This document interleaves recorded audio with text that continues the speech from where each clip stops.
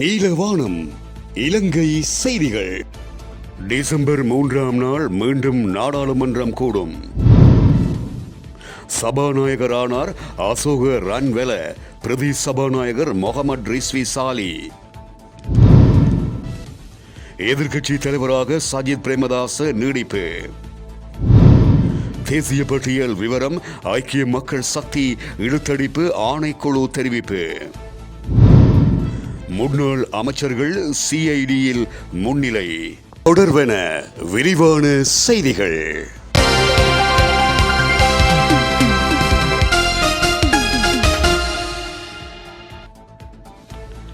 பத்தாவது நாடாளுமன்றத்தின் அடுத்த கூட்டத்தொடர் டிசம்பர் மாதம் 3ஆம் நாள் ஆரம்பமாகும் என்று அறிவிக்கப்பட்டிருக்கிறது. நாடாளுமன்ற செயலாளரின் அறிவிப்பு, சபாநாயகர் தெரிவு, நாடாளுமன்ற உறுப்பினர்களின் சத்திய பிரமாணம், பிரதி சபாநாயகர் தெரிவு, குழுக்களின் பிரதி தலைவர் தெரிவு உள்ளிட்ட நடவடிக்கைகள் முடிவடைந்த பின்னர் சபை நடவடிக்கை ஒத்திவைக்கப்பட்டது. அதன் பின்னர் ஜனாதிபதியின் கொள்கை விளக்க உரை இடம்பெற்றது.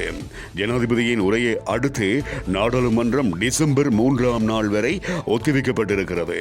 இதன்படி டிசம்பர் 3ஆம் நாள் முற்பகல் 9:30 மணிக்கு நாடாளுமன்றம் கூட இருக்கிறது. 10வது நாடாளுமன்றத்தின் புதிய சபாநாயகர் பதவிக்கு தேசிய மக்கள் சக்தியின் நாடாளுமன்ற உறுப்பினர் கலாநிதி அசோக ரன்வெல ஏகமனதாக தெரிவு செய்யப்பட்டார். பிரதமர் கலாநிதி கருணி அமரசூரிய அவர்களால் அசோக ரன்வெல அவர்களுடைய பெயர் முன்மொழியப்பட்டது. அமைச்சர் விஜித கேரத் அதை வழிமொழிந்தார். இதனைத் தொடர்ந்து சபாநாயகரின் பெயரை முன்மொழிந்த பிரதமர் மற்றும் வழிமொழிந்த அமைச்சர் ஆகியோர் சம்பிரதாயபூர்வமாக புதிய சபாநாயகரை அக்கிராசனத்திற்கு அழைத்துச் சென்றனர்.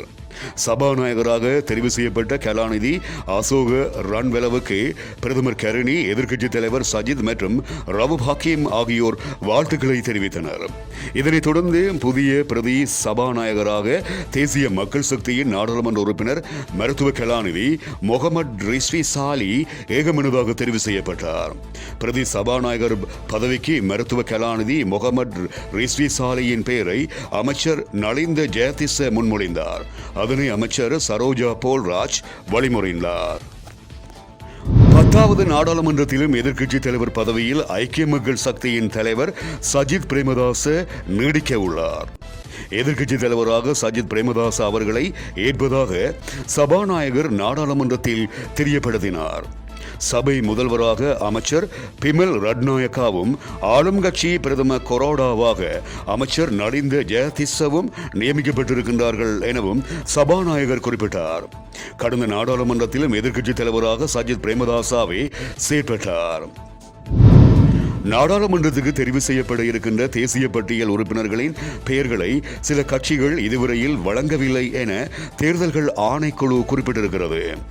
கட்சிகளின் செயலாளர்களால் அனுப்பப்பட்டுள்ள பெயர்கள் மாத்திரம் இதுவரையில் வர்த்தமானியில் வெளியிடப்பட்டுள்ளன.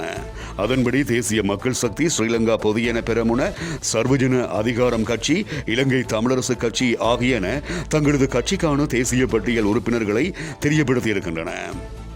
அதே நேரம் கடந்த நாடாளுமன்ற தேர்தலில் ஐக்கிய மக்கள் சக்தி 5 தேசிய பட்டியல் ஆசனங்களை பெற்றுக் கொண்டது. அவற்றில் கட்சியின் பொதுச் செயலாளர் ரஞ்சித் மத்தும பண்டாராவின் பெயரை மாத்திரம் அறிவித்து வர்த்தமானி அறிவித்தல் வெளியாகியுள்ளது. ஏனைய 4 உறுப்பினர்கள் தொடர்பில் ஐக்கிய மக்கள் சக்தி தொடர்ந்தும் கலந்துரையாடல்களை முன்னெடுத்து வருகிறது என்றும் தெரிவிக்கப்பட்டிருக்கிறது. முன்னாள் அமைச்சர்கள் பலர் குற்ற புலனாய்வு திணைக்களத்திற்கு அழைக்கப்பட்டிருக்கின்றார்கள். தரமற்ற நோய் எதிர்ப்பு மருந்துகளை கொள்வனவு செய்வது தொடர்பில் முன்னாள் சுகாதார அமைச்சர் கெகலிய ரம்புக்வேல அவர்களால் தாக்கல் செய்யப்பட்ட அமைச்சரவை பத்திரத்தின் அங்கீகாரம் தொடர்பில் வாக்குமூலம் பெற்றுக்கொள்வதற்காகவே அவர்கள் குற்ற புலனாய்வு திணைக்களத்துக்கு அழைக்கப்பட்டிருந்தார்கள். அதன்படி முன்னாள் அமைச்சர்களான பிரசன்ன ரணதுங்க, ரமேஷ் பத்திரன, ரொசான் ரணசிங்க மற்றும் கரின் பெர்னாண்டோ ஆகியோரே குற்ற புலனாய்வு திணைக்களத்துக்கு அழைக்கப்பட்டுள்ளனர். இத்துடன் நீலவானத்தின் இலங்கை செய்திகள் நிறைவடைகின்றன.